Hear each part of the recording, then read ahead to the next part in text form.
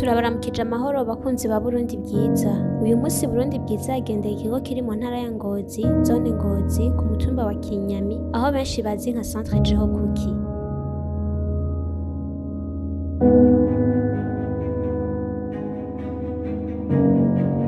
Centre Jeho Kuki ni ikigo catanguye mu mwaka wa 2000, kikaba cakira abana bagendana ubumuga, kikabafasha kwiga borohewe ku bashoboye kubandanya amashure, kikongera kikigisha abatashoboye kuyabandanya ibijanye no gusoma no kwandika be n'imyuga itandukanye.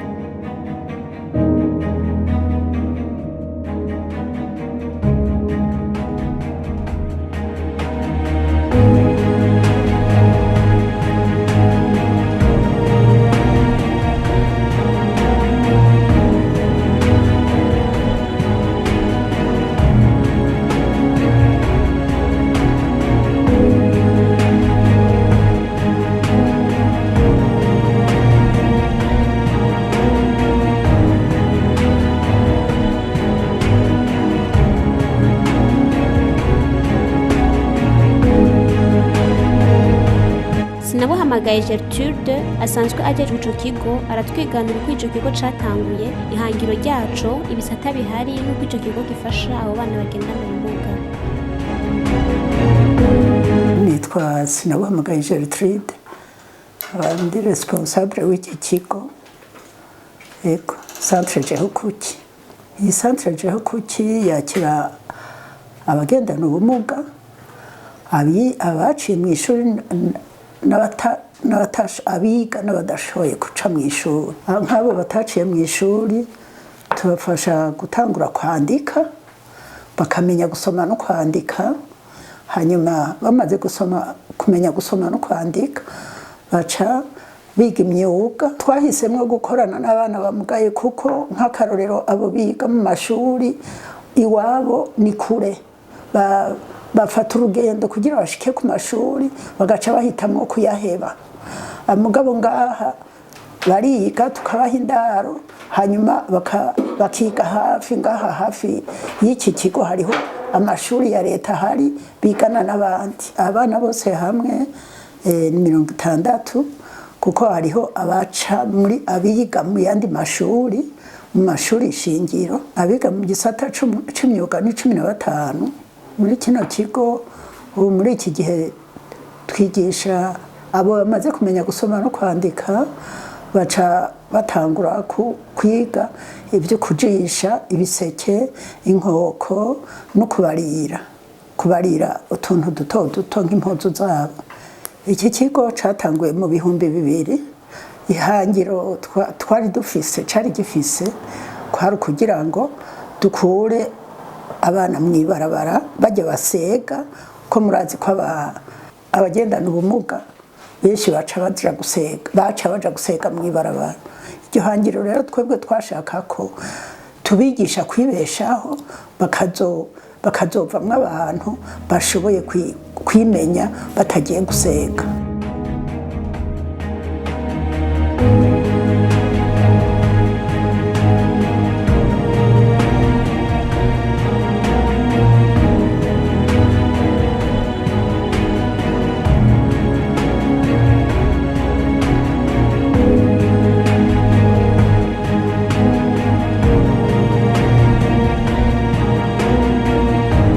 Ico kigo ni ngirakamaro cyane ku bana bagendana ubumuga ko kibafasha mu bijanye no kwiga umwuga uheza ugatunga abatari bake. Ico kigo caramuye abo twaramuye ubwa mbere.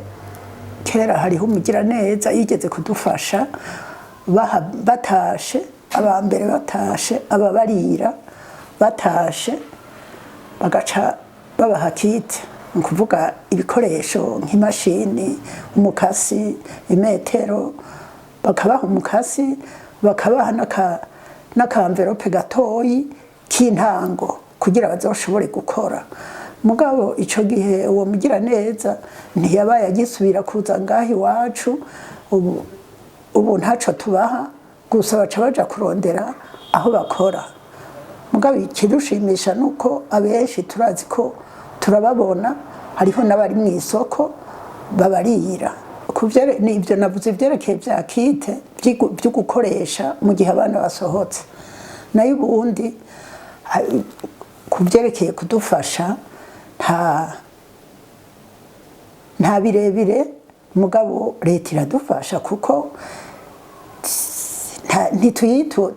twituye nka musanteri ntashobora kubura ico atumarira, twituye hariho n'abagira neza nk'aba mu mugambwe utubona baje bagemuriye abana bakagemura utuntu bakoresha kuko tutagira pamu yahagaritse kera, ntidushobora kubagaburira tutaronse, turaronka abadufasha batugemurira, ibindi nabyo turibako muri utu nyene dukora.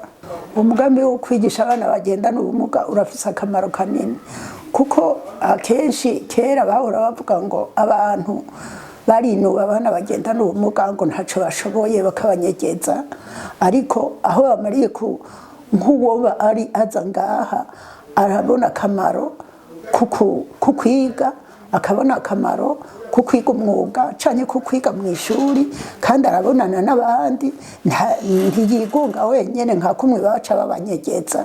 Ubu rero akenshi nta mwana amugaye akinyegezwa.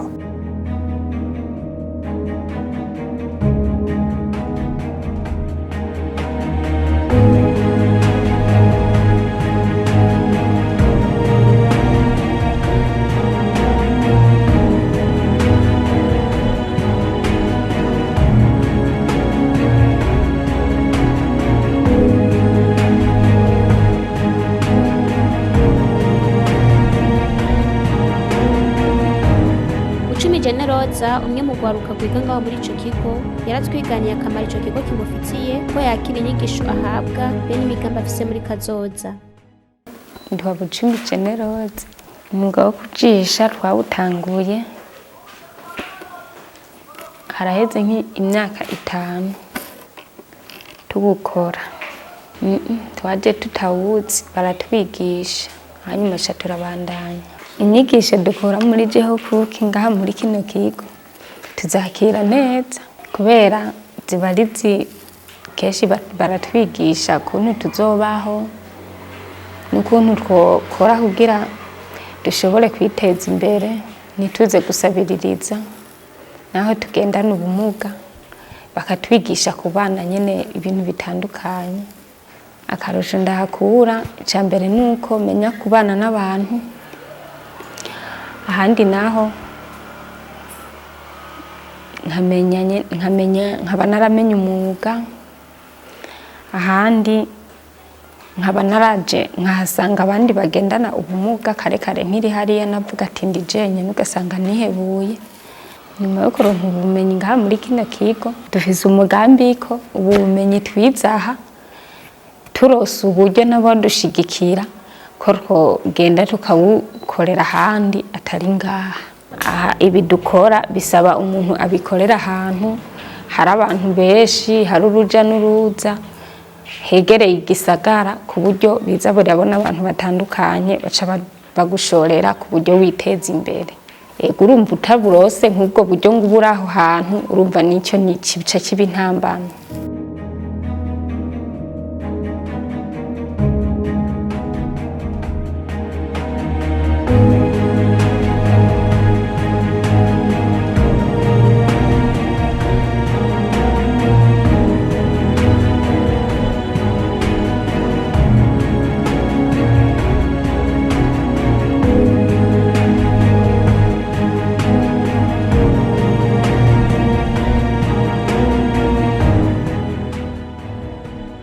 Ico kigo citunganije mu bijanye n'inyigisho gitanga kuri uko gwaruka, intambamyizo ntizibuze.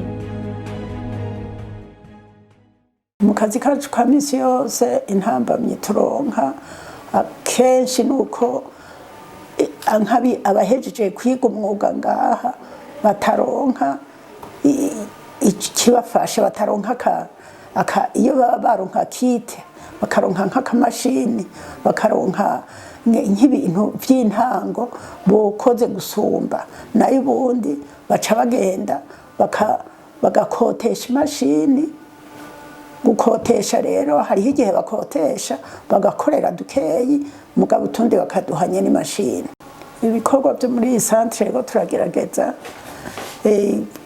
kuko turita ku rutare kugira tugaburire abana kandi hariho n'abadufasha bakatugemurira bakamera nk'abatugemurira mugabo iyo abapamu yose ubiriye ikadufasha ikadufata mu mugongo byo dushimisha hanyuma kandi n'abakozi barakeneye ihugurwa barakeneye ico kogwa kugira ubwenge bwabo babukarishe hanyuma ibikoresho nabyo ibikoresho byo kubarira byerekeye byo kubarira biratugora kuko ibitambara birazimvye hariho igihe bitugora kubironka eka n'ibi bikoresho byo kujisha turitanga kuko tubikurana kure n'ibintu bitugora cyane cyane ibikoresho leta twayisaba kwidufata mu mugongo kuruta uko yahora ko n'ubu yadufata mu mugongo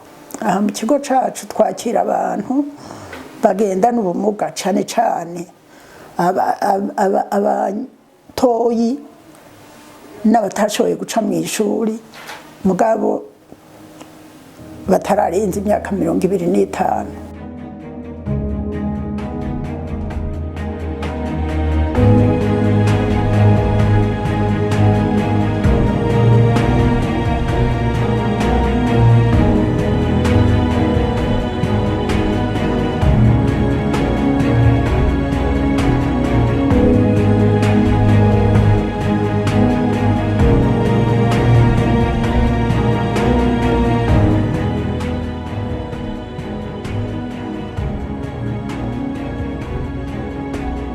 Iki kigo gikorera caje kuki gikorera mu Vyegwa bahita mu Vyegwa ku mutumba wa Kinyami yego muri zone Ngozi komine Ngozi.